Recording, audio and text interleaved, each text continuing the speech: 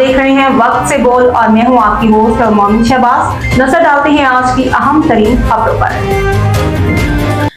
Assistant commissioner Daska Sadia Jafar से सदर इत्तेहाद press club Mohammad Shahbaz Bajwa की मुलाकात।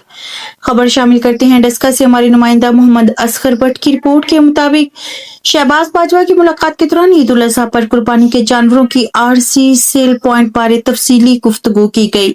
असिस्टेंट कमिश्नर डस्का सादिया जाफर ने कहा कि ईद उल अजहा के मौका पर इसलिए इंतजामिया की जानिब से शहरियों और व्यापारियों की सहूलत के लिए आरसी मवेशी मंडियों का बाकायदा कयाम अमल में लाया गया है।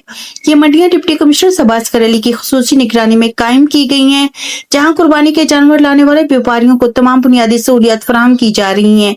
जिले इंतजामिया की कोशिश है कि ईद उल अजहा के दिनों में शहर में सफाई, ट्रैफिक और अमनो अमान की सूरत हाल को बेहतर रखा जाए ताकि शहरियों को किसी किस्म की दुश्वारी का सामना न करना पड़े।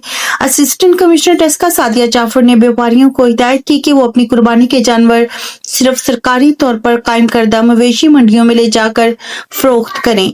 उन्होंने खबरदार किया कि शहर के अंदर बाजारों, गली मोहल्लों या शाहराहों पर जानवर फरोख्त करने वालों के खिलाफ सख्त कानूनी कार्रवाई अमल में लाई जाएगी। खिलाफ वर्जी करने वालों के खिलाफ मुकदमा दर्ज किए जाएंगे, जबकि जानवर भी जब्त कर लिए जाएंगे। अब तक के लिए इतना ही। मजीद खबरों और अपडेट्स के लिए देखते रहें वक्त से बोल।